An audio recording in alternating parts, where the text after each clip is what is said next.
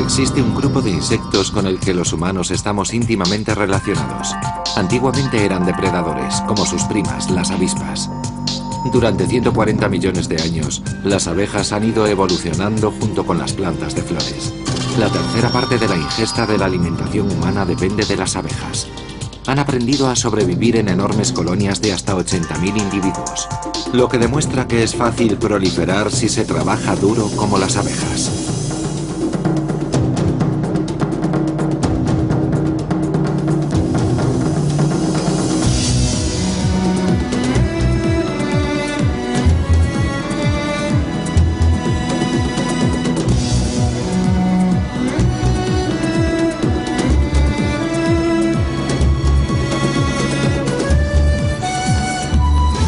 Secretos de la naturaleza. Abejas, grandes trabajadoras.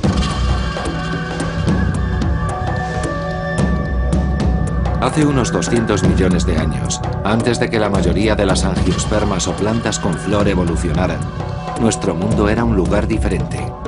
Una extensión de bosques verdes y pantanos cubiertos de helechos y musgos. Insectos como los escarabajos ya habitaban en este extraño paisaje, pero aún no existían los animales de sangre caliente. No obstante, iba a tener lugar una revolución entre las plantas que influiría en la evolución de muchos organismos. Ocurrió de manera gradual. Las flores que empezaban a aparecer sobre la Tierra hace unos 140 millones de años se desarrollaron en una espléndida gama de colores y formas. Fueron los escarabajos quienes polinizaron las primeras flores. Pero las avispas también vagaban por el planeta, sobreviviendo como cazadoras solitarias. En la actualidad aún hay avispas parecidas a esos primeros ancestros, que viven y cazan también en solitario. Las avispas son grandes depredadoras, provistas de un aguijón letal y de poderosas mandíbulas que desmenuzan a sus víctimas. Tanto si viven en solitario como si lo hacen en grupo, el objetivo del cazador es suministrar alimento a la descendencia en desarrollo y asegurar la supervivencia de su especie. La vida entre flores causó gran efecto sobre los descendientes de las primitivas avispas. Cuando empezaron a hacer uso de las flores, algunas de estas avispas depredadoras dieron origen a insectos vegetarianos, algunos de los cuales comenzaron a vivir en grupos muy organizados. Son las abejas. Las abejas están adaptadas para sacar provecho de las flores, en busca de néctar y polen. Ambos son ricos en nutrientes para ellas y sus descendientes.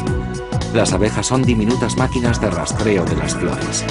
Las encuentran con la vista.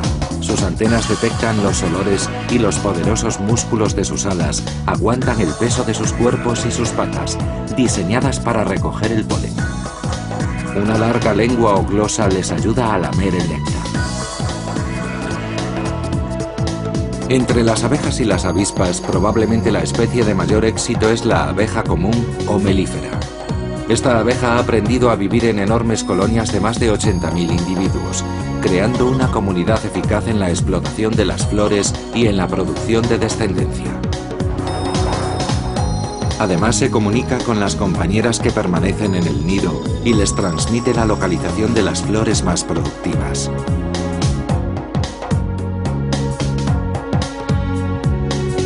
Y no solo eso.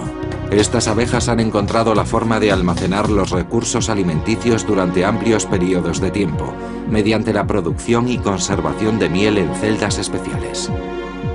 Esto les permite sobrevivir durante las épocas del año en que no pueden recolectar. Y este es el secreto de las abejas comunes. Otras especies de abejas y algunas avispas han aprendido también a vivir en grupos sociales, pero sus colonias son temporales. Contrariamente a las abejas más primitivas y a las avispas, las abejas comunes han aprendido a sobrevivir cuando el alimento escasea. En otros tiempos, las abejas y las avispas se veían forzadas a abandonar sus colonias. La complicada organización social en jerarquías de las abejas comunes constituye la clave de su éxito.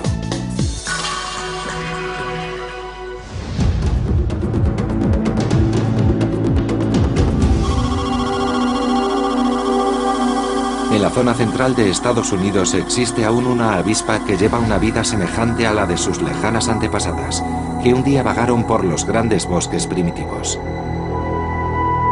Se trata de una avispa singularmente grande y hermosa, denominada Ammófila o avispa de la arena. En julio, las avispas se adhieren a las hierbas con el fresco aire de la mañana. Por las mañanas se muestran lentas y tranquilas, ya que antes de que puedan echar a volar, tienen que ponerse al sol para que sus músculos entren en calor. Atacan a las orugas, y su excelente vista, sus robustas mandíbulas y su poderoso aguijón hacen de ellas unas asesinas formidables. Estos atributos son los que sus primitivos antecesores, las avispas, han transmitido a sus parientes, las abejas. Cuando sus cuerpos se van calentando, las avispas se activan y se enzarzan entonces en una extraña pelea. Es una forma de socializarse. Esta tolerancia entre miembros se parece a la forma de interactuación de los insectos sociales, como las abejas y las hormigas.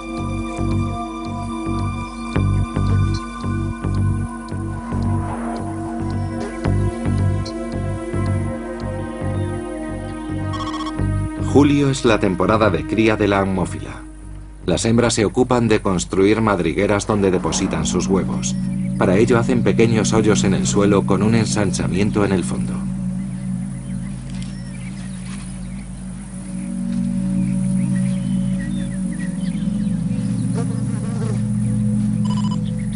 En ocasiones, dos hembras excavan en el mismo agujero. Entonces el respeto mutuo desaparece y empieza el conflicto. La vencedora se quedará con los frutos del trabajo de la otra avispa. Esta es una buena estrategia para ahorrar energía.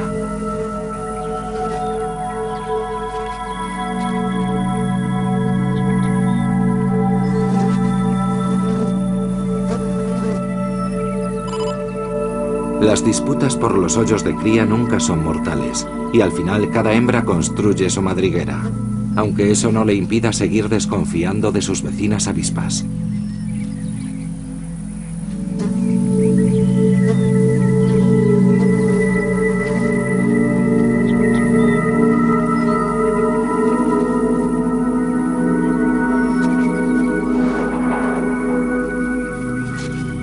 Una vez completado el trabajo, la hembra avispa oculta el nido de sus vecinas y de posibles parásitos, antes de partir en busca de una presa. Sobrevuela y memoriza las singularidades del terreno para asegurarse de aprender el camino a su nido. Un buen sentido de la orientación es esencial para avispas y abejas.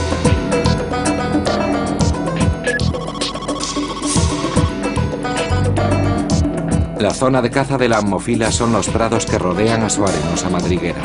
Un verdadero banquete de deliciosas orugas.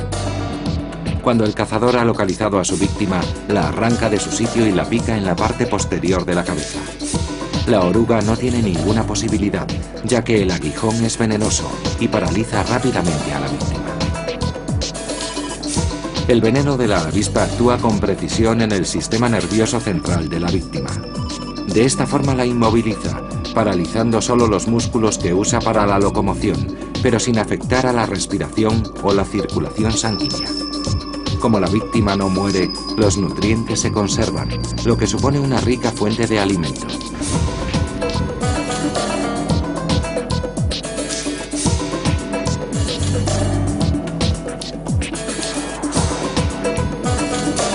Al volver de su periplo de caza, la exitosa hembra es atacada por ladrones. Son otras avispas Ammófila que están anidando. No es más que otro intento de las hembras de ahorrar energía, ávidas por rellenar sus nidos con alimentos. Pero hay reglas en esta lucha. Las avispas nunca pican a sus congéneres y se aseguran de no dañar a la oruga. Evidentemente la lucha no merece la pena si mueren en el intento. Y tampoco tiene sentido si se deja inservible a la presa.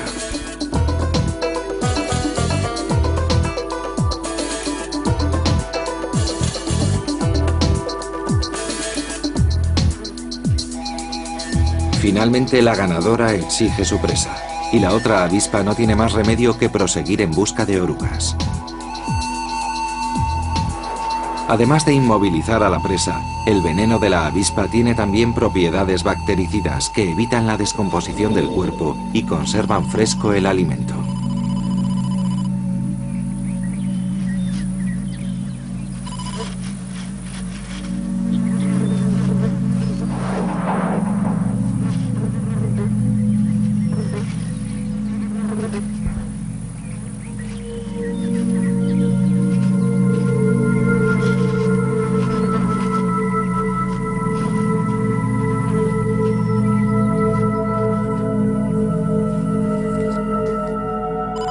En el interior de su nido, cada hembra amófila deposita un único huevo y lo rodea con un mínimo de 10 orugas.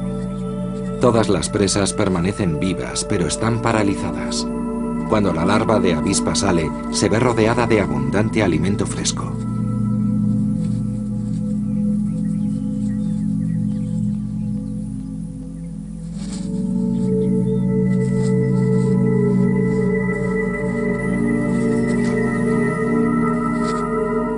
La avispa deposita el huevo en la seguridad del nido y lo cierra.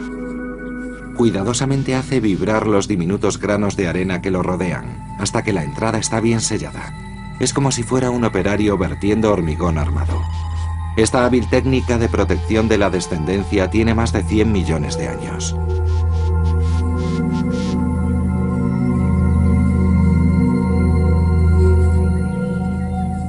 Además de memorizar la localización de su nido, la amófila es consciente del alimento almacenado y se cuidará de reponerlo hasta que la larva esté lista para convertirse en crisálida.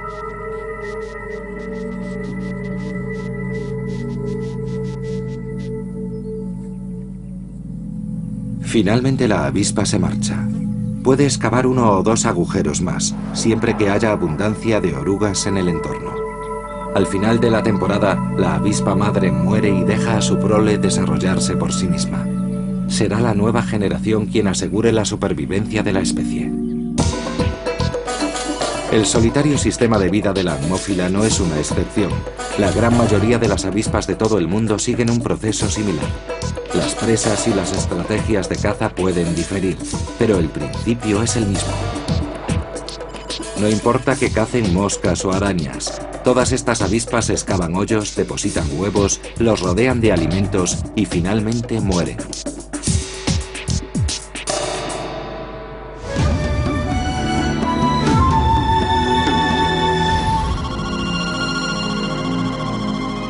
Viajamos ahora hasta Europa para observar que este sistema también se da entre las abejas. Las abejas solitarias son muy comunes y se parecen a las primeras abejas, que evolucionaron como respuesta a la aparición de las flores. Un ejemplo son las abejas Coletidae.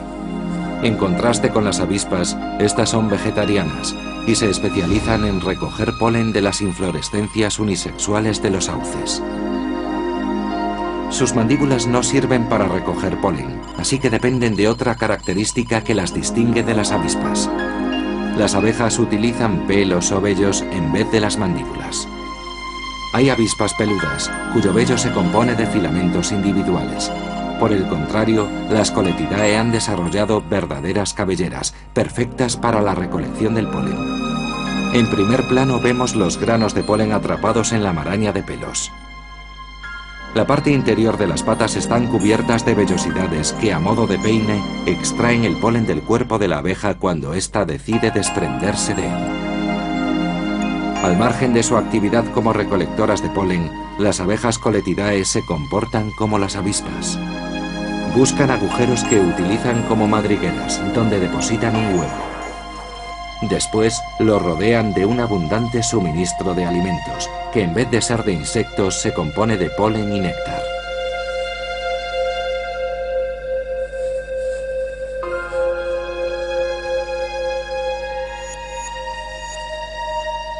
Cuando abandonan el nido, las Coletidae marcan la entrada con una sustancia olorosa que desprenden las glándulas bajo su abdomen. Este olor le ayuda a reencontrar su nido y previene a otras abejas de que ese agujero está ya ocupado. Esto es característico de estas abejas y no de las avispas. Pero en este caso hay un inconveniente para las plantas con flor, porque las Coletidae no visitan las flores femeninas, por lo que dejan de polinizar a los sauces. Se trata de un intercambio unilateral en el que la planta sale perdiendo.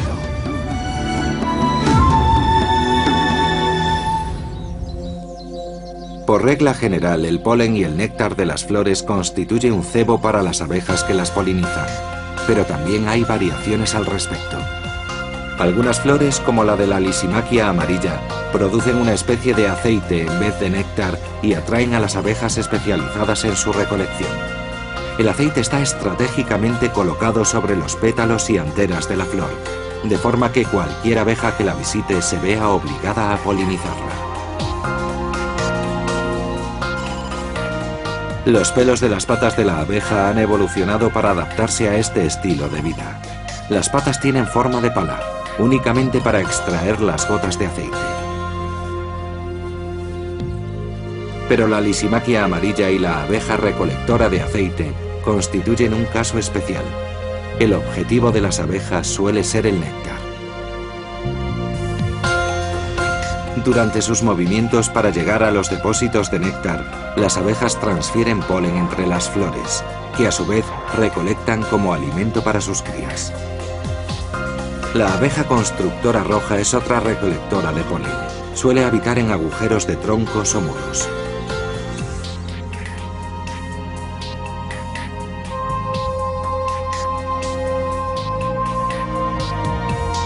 Su equipo recolector consiste en un conjunto de pelos sobre el abdomen, combinado con unas vellosidades en sus patas para desprenderse del polen. La abeja es minuciosa y se asegura de que no se desperdicie nada de polen, puesto que su recogida supone un enorme gasto de energía. Es una recolectora que trabaja sin descanso para almacenar suficiente alimento que asegure la supervivencia de sus crías. En un solo día, la abeja constructora roja puede visitar y polinizar hasta 2.400 flores, lo que representa el triple del trabajo que realiza la abeja común. Aquí se aprecia la pesada carga de polen adherida al abdomen de esta abeja al retornar a su nido.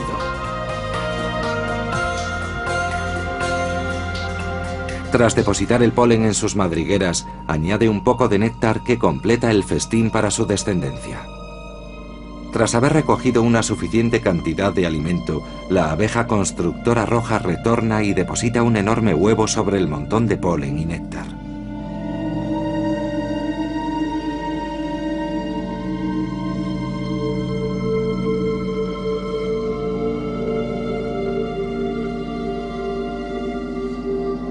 Tanto la reserva de polen como el huevo representan un formidable gasto de energía. La abeja emplea entre 10 y 15 viajes en recoger suficiente polen para cada cámara de cría, y nunca verá a su descendencia. En la comodidad del nido, el huevo pasará de larva a crisálida, pero no saldrá a la luz hasta la primavera siguiente.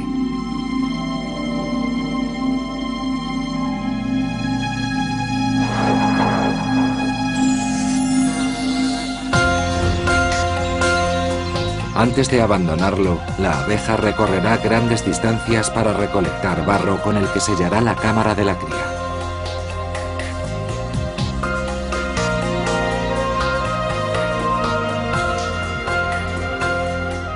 Esta no es ni su primera ni su única cámara de cría. La abeja puede construir hasta 7 u 8 cámaras separadas por un tabique de barro seco, y en cada una almacenará un huevo con alimento suficiente para que se desarrolle la larva.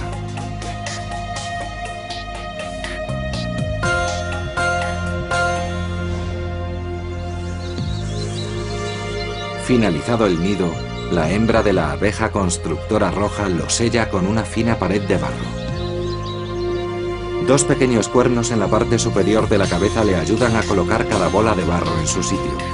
Puede construir, rellenar y sellar hasta 2 o 3 nidos más, pero luego muere, al igual que las avispas solitarias madres. Dentro de las cámaras se desarrollan las larvas, que van comiendo el polen según van creciendo. A diferencia de las que son vegetarianas, la forma de vida de las abejas constructoras rojas es muy semejante a la de las avispas solitarias. En primavera, las crías adultas están listas para eclosionar y recomenzar todo el ciclo.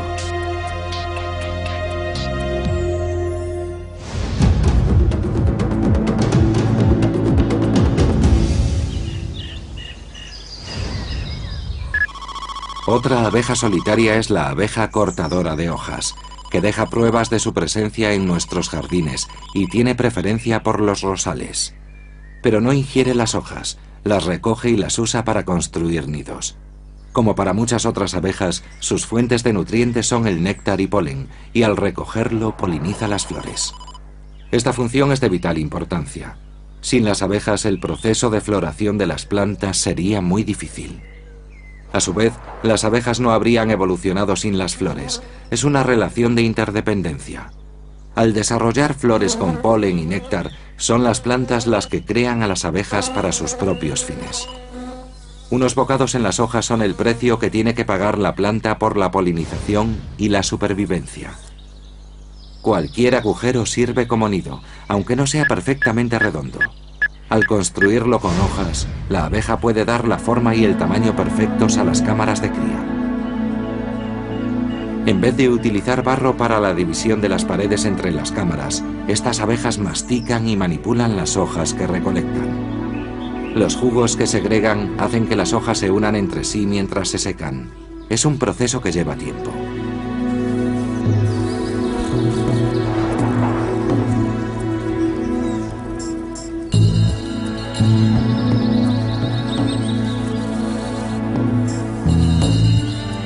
Las abejas cortadoras de hojas organizan sus nidos prácticamente igual que las abejas constructoras rojas. Es una fila de cámaras y cada una contiene un huevo que rodea de néctar y polen.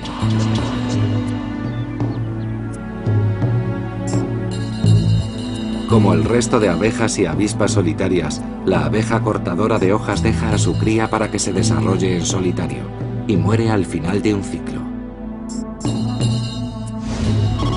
En Norteamérica, las cortadoras de hojas tienen una singular importancia. No son nativas de América, sino que fueron accidentalmente introducidas desde Europa hace casi un siglo. Se asentaron tan rápidamente aquí que se han hecho indispensables para los agricultores. En Norteamérica hay miles de hectáreas de tierra destinadas al cultivo de la alfalfa, cuya cosecha sirve de alimento para el ganado y es muy apreciada por sus semillas. En un principio la producción de semillas era muy limitada. Después la cosecha mejoró milagrosamente. El repentino éxito de los cultivos de alfalfa se debió a la introducción accidental de las abejas cortadoras de hojas. Ahora se han hecho tan importantes que se transportan contenedores de abejas a los campos de alfalfa, cargados cada uno de ellos por miles de nidos.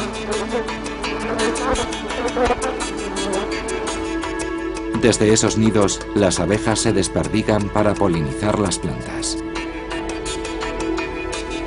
Aunque el néctar de alfalfa es aceptable para la mayoría de las abejas, el diseño de sus flores es muy engañoso para las abejas autóctonas de Norteamérica. Los estambres de las flores de alfalfa saltan de forma repentina y golpean a la abeja bajo la mandíbula cuando busca el néctar.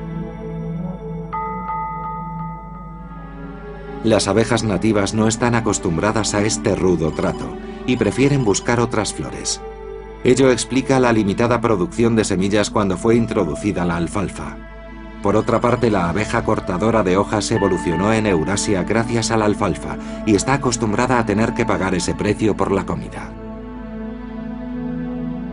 La industria multimillonaria de la alfalfa en Norteamérica es un claro ejemplo de la estrecha relación existente entre abejas y plantas de flores. Aunque en términos evolutivos las cosas podían mejorar, el siguiente paso de las abejas fue aumentar su efectividad en la recolección del alimento procedente de las flores. Una abeja solitaria tiene que hacer todo el trabajo por sí misma y produce a lo sumo una docena de descendientes. Pero al trabajar como grupo familiar, la mejoría en la recolección de las abejas puede aumentar notoriamente.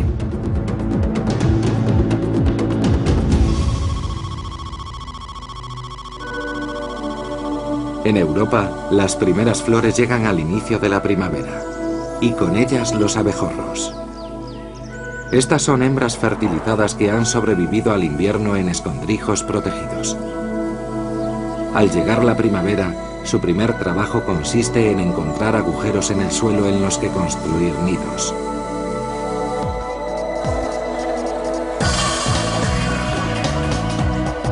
Hay muchas especies diferentes de abejorros, cada una de ellas con necesidades ligeramente distintas, pero todas tienen algo en común.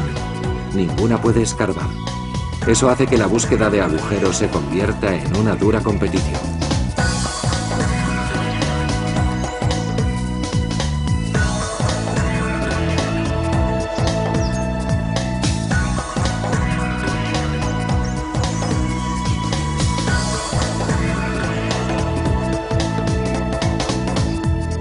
Entre las primeras en empezar a anidar se encuentra el abejorro.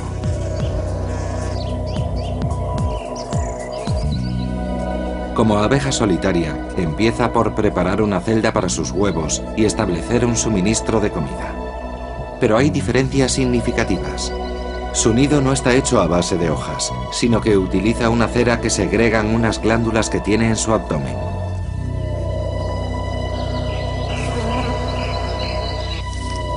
Al igual que otras muchas abejas, este abejorro también recolecta néctar y polen de las flores, que proporcionarán comida a su descendencia.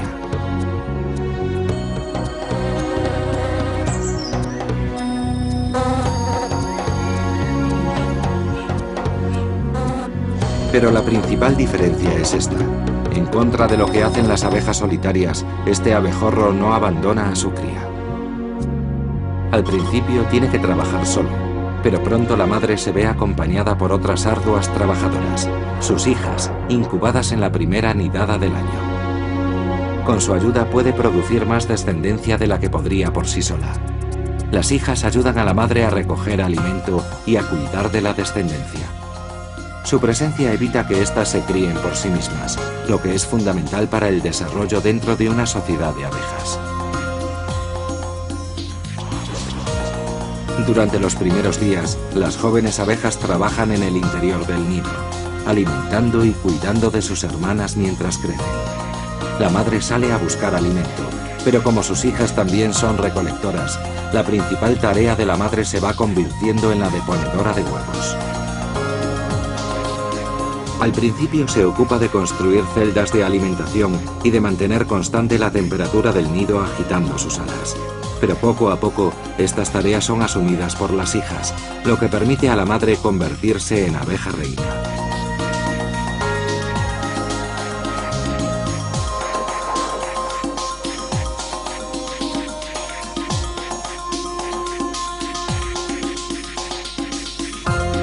Según avanza el año, la colonia aumenta en número y entrada de alimentos. Ahora hay más obreras que incuban todo el tiempo.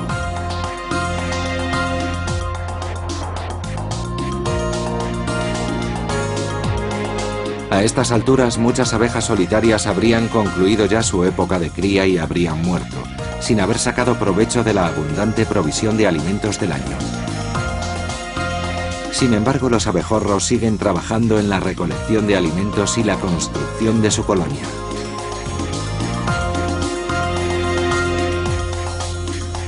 Pero a finales de año, por primera vez, eclosiona una nueva generación de abejas, y algunas de ellas son machos.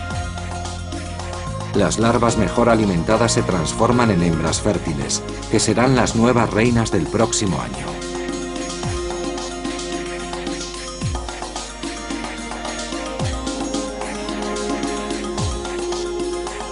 Mientras las obreras sacan provecho de los eficientes trabajos de la colonia, las nuevas hembras fértiles salen al mundo exterior. La supervivencia de la especie dependerá del éxito que tenga esta nueva generación de hembras abejorros. Mientras, los machos se desperdigan para explorar otros nidos en busca de hembras sin fecundar.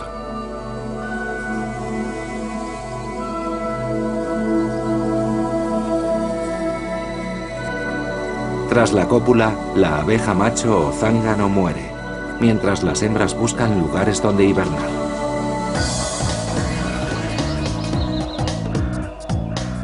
Cuando la generación reproductiva de abejas ha abandonado el nido, la colonia entera deja de existir, y tanto las obreras como la vieja reina mueren. A pesar de sus logros en la creación de grupos sociales, los abejorros no han logrado superar el último obstáculo para el establecimiento de colonias permanentes en climas templados. No han fallado la forma de almacenar suficiente alimento para subsistir durante el invierno.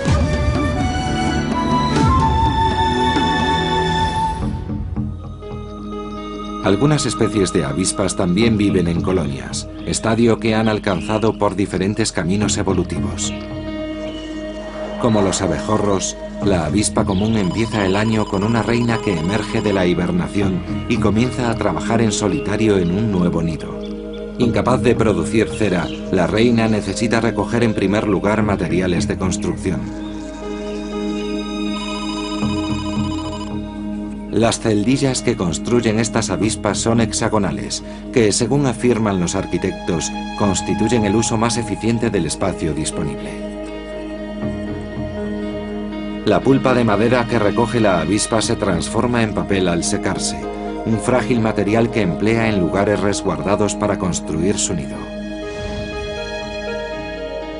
Esta colonia de avispas se desarrollará como la de los abejorros y otras avispas sociales.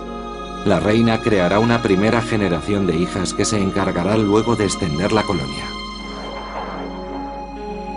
Las avispas también tienen que abandonar el nido en busca de alimento. Son cazadoras y carroñeras, pero no son inmunes a los ataques.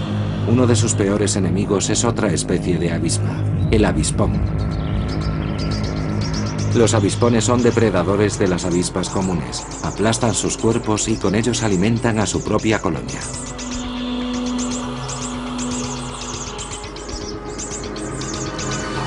Mucha gente teme a los avispones por su gran tamaño y su doloroso aguijón. Sin embargo, esta mala reputación es inmerecida, ya que rara vez los avispones pican a las personas. Su principal arma son sus mandíbulas trituradoras. Así que cuando las molestan, tienden más a morder que a picar.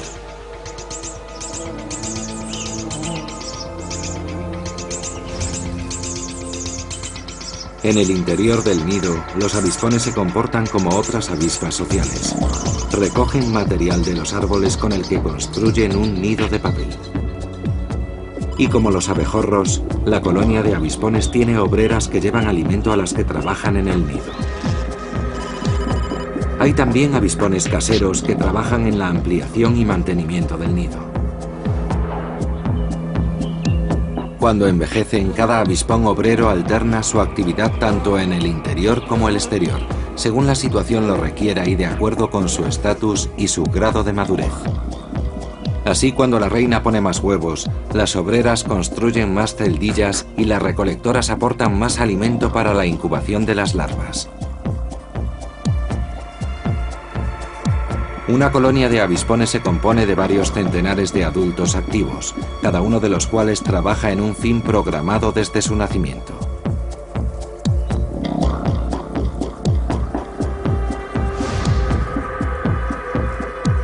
Con el tiempo, la tarea de la reina se limita a poner huevos. Con el crecimiento de la colonia aumentan mucho sus necesidades de alimento. Una gran colonia puede llegar a consumir medio kilo de insectos cada día. Las larvas reclaman alimento restregando sus mandíbulas contra el papel de la celdilla. Esta contraseña atrae a una obrera nodriza que acude rápidamente con alimentos. En pleno verano, el alimento procede de la budelia o arbusto de las mariposas, donde se reúnen estas. Los avispones son temibles cazadores de mariposas.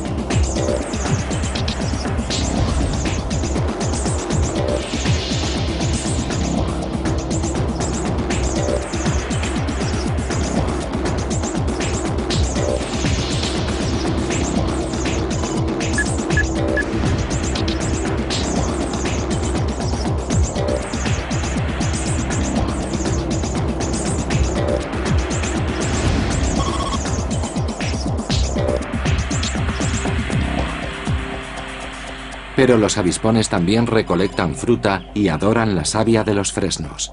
Al hacerlo, dejan unas características marcas que evidencian la presencia de avispones en los fresnos. No obstante, la savia recogida no sirve de alimento para las larvas, sino para las obreras adultas. El estilo de vida de los avispones difiere mucho del de las avispas solitarias. Los avispones están tan evolucionados como los abejorros, solo que son carnívoros. Cada reina puede reclutar a su estéril descendencia para que le ayude a criar a sus hermanas, lo que hace que la colonia sea más eficiente y pueda criar durante más tiempo. Lograr ayuda para criar a su descendencia parece una estrategia inteligente por parte de la reina. Pero, ¿qué provecho sacan sus hijas esclavizándose hasta la extenuación? Una peculiaridad de la biología reproductora de avispas y abejas nos da la respuesta. Las obreras están en realidad más estrechamente emparentadas con sus hermanas que con sus madres. Al criar a sus hermanas en vez de a su propia descendencia, las obreras están transmitiendo más de sus propios genes que de cualquier otra manera. Después de todo, alguna de sus hermanas se convertirá en el futuro en una reina. Este logro genético ha posibilitado que insectos sociales como las avispas, las abejas y las hormigas desarrollen sus grandes colonias cooperativas. Cuando crecen, las larvas producen un fino hilo de seda para recubrir sus celdillas, lo que les permite convertirse en crisálida y desarrollarse como adulto. Pero los avispones no han conseguido todas las ventajas, ya que no pueden almacenar la comida y solamente pueden alimentarse cuando las recolectoras retornan al nido.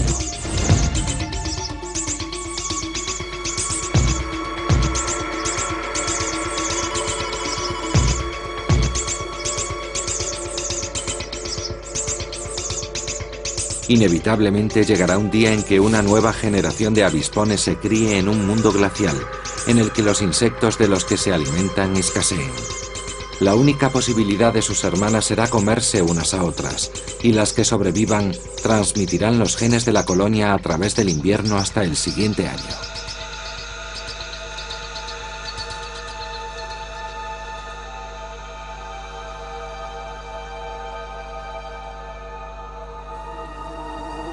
Cada una de las nuevas reinas vírgenes volará al exterior para ser fecundada, y luego hibernará en un lugar protegido, dejando que mueran sus hermanas. Como la colonia de abejorros, los avispones desaparecen hasta la primavera, cuando el ciclo vital comienza de nuevo.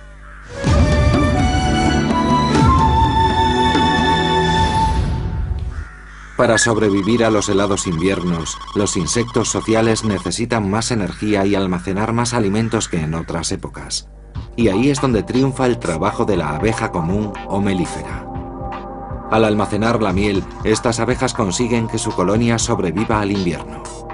Originalmente esto evolucionó en los trópicos como un medio de sobrevivir durante las sequías o las estaciones lluviosas, pero también les fue de gran utilidad en las zonas templadas.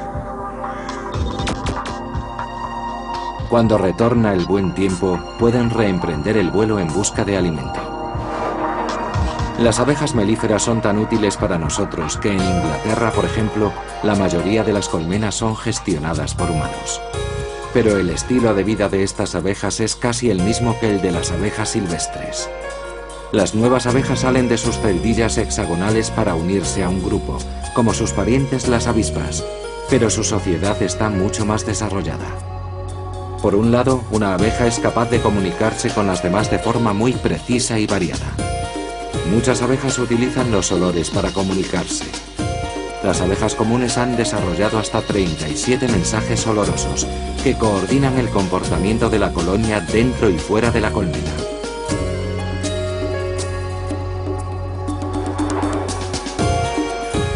Por ejemplo, cada hora un mensaje oloroso dice a las recolectoras cuánto alimento se necesita en la colmena.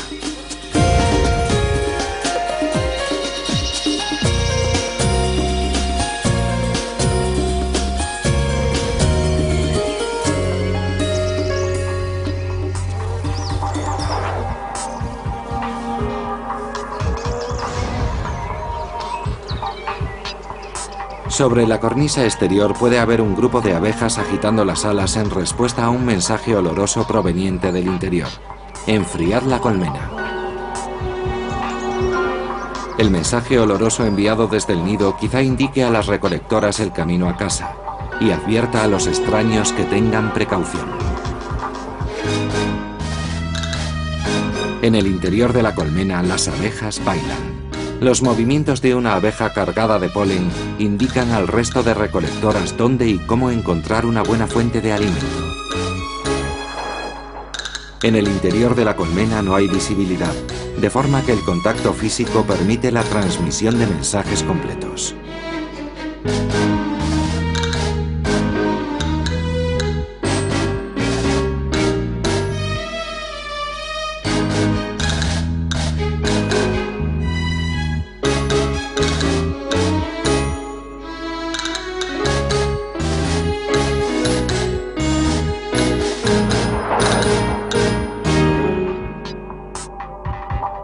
Los mensajes químicos pueden ser muy precisos.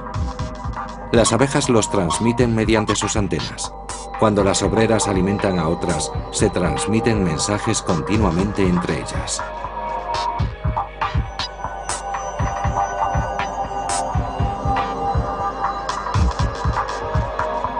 La reina es la principal fuente de los mensajes, capaces de controlar prácticamente todos los aspectos de la vida en la colonia.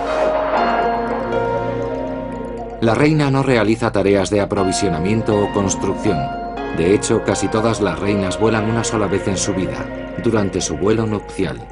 Tras este se convierten en ponedoras de huevos y en gobernadoras de su gigantesca prole. La reina está rodeada de un grupo de cortesanas que recogen y distribuyen sus mensajes a toda la colonia.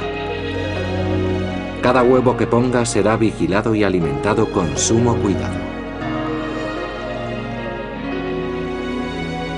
Pero las obreras también tienen poder. En teoría pueden construir una celdilla especial y cuidar a una larva que se convertirá en reina. La reina en ejercicio frena este proceso generando un inhibidor conocido como sustancia de la reina.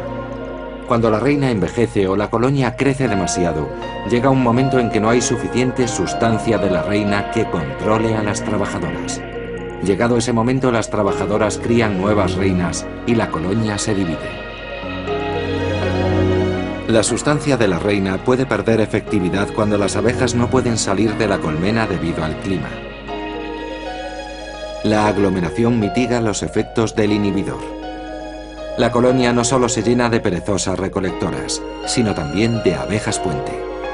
Son recolectoras que conservan aún el instinto de constructoras de sus primeros días. Si el mal tiempo continúa, abandonar la colmena implica peligro, así que las obreras permanecen en el interior. Es entonces cuando las abejas puente construyen celdillas para nuevas reinas. Cuando el espacio vital de la colmena se reduce, la influencia de la reina decae. Finalmente la reina abandonará la colmena con un grupo de fieles seguidoras, con el buche lleno de miel para establecer una nueva colonia. Las abejas son reacias a picar, pero sí suelen intimidar. Una colmena puede contener al menos 50.000 abejas, de forma que si un enjambre se separa, podría estar compuesto por unos 20.000 individuos. Suelen aglomerarse cerca de la colmena, mientras las abejas exploradoras buscan un nuevo hogar.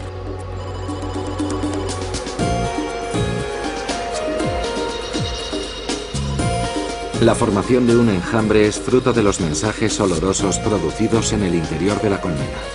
Estos mensajes hacen posible que el enjambre permanezca unido incluso fuera de la colmena. No está claro cómo cada abeja toma la decisión de unirse o no al enjambre. Un número sustancial de individuos, quizá unos 30.000, queda en el interior de la colmena preparándose para la llegada de un nuevo líder.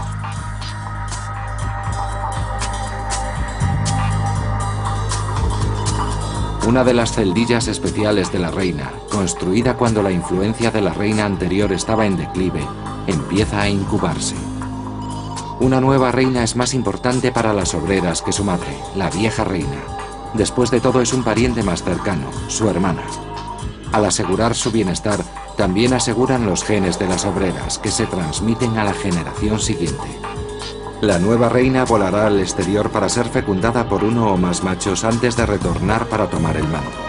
Su reinado puede durar 6 años, en cuyo transcurso engendrará unas 100.000 abejas.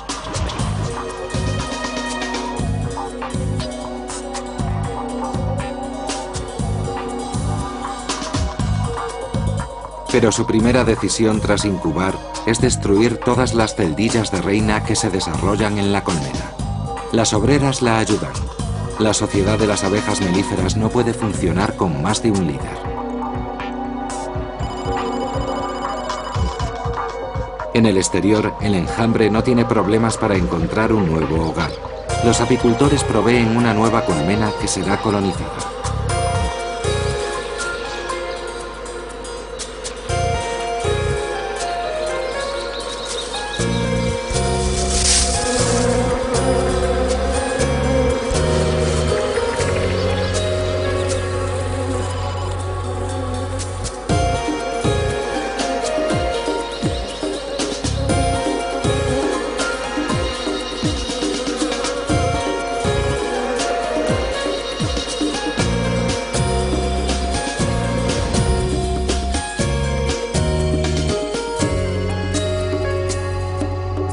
El ciclo vital de las sociables abejas comunes contrasta con el de sus ancestros y parientes, las solitarias avispas cazadoras. Pero sin la evolución de las plantas, las abejas jamás habrían llegado a ser vegetarianas, ni habrían formado tan intrincadas relaciones con ellas.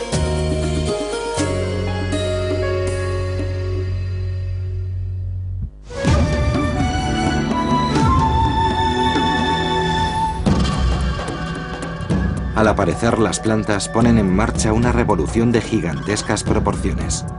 La vida sobre este planeta ya nunca volvería a ser la misma. Las flores cambian la naturaleza de las comunidades de insectos para siempre. Abejas y avispas tenían algo en común con sus ancestros. Eran cazadoras que llevaban una vida solitaria en un mundo de hojas. Su forma de vida en realidad no ha cambiado desde aquellos tiempos. Todavía llevan una vida solitaria dedicada a recoger alimento para asegurar la supervivencia de los suyos. Pero algunas avispas son muy diferentes. Se han convertido en vegetarianas y ya no cazan. En su lugar recolectan polen y néctar de las plantas con flores. Este estrecho vínculo entre abejas y plantas que dan flor se basa en una relación de intercambio. Hoy en día la mayoría de las plantas dependen de las abejas que las polinizan. Producen polen en exceso y es un alimento rico en proteínas. Una recompensa adicional es el néctar, una mezcla de azúcares muy codiciada por los insectos. Incluso los vivos colores de las flores y sus aromas están diseñados para atraer la atención de las abejas. Y estas no siempre trabajan solas. Algunas especies han desarrollado formas de cooperación y construcción de colonias para maximizar su eficiencia y las tareas reproductivas. Algunas avispas también viven en grandes colonias.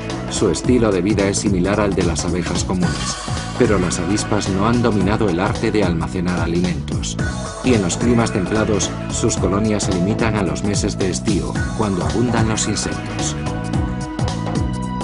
Por otra parte, las colonias de abejas comunes pueden sobrevivir incluso en los inviernos más fríos, gracias a la miel almacenada. Las abejas son vitales para los hombres, y no solo como fuente de miel y cera. 150 especies de cultivos dependen de las abejas para su polinización. Parte de la polinización es realizada por colonias de abejas especializadas. Son trasladadas como y cuando se requiere para polinizar cultivos específicos. Pero a pesar de su importancia, cada año ponemos más difícil ese éxito, al reducir el número de sitios de anidación, así como la diversidad floral. Sin embargo, siempre esperamos que las abejas estén allí al llegar la siguiente estación para realizar la polinización. Solo en Europa, el 45% de las aproximadamente 500 especies raras de abejas que existen están en peligro de extinción debido a la acción del hombre. Si no se las molesta, abejas y avispas son insectos con gran éxito que sacan el máximo provecho de su entorno. Pero ahora tienen que luchar contra una nueva amenaza, los seres humanos, que podríamos dejar sin recompensa su laborioso trabajo.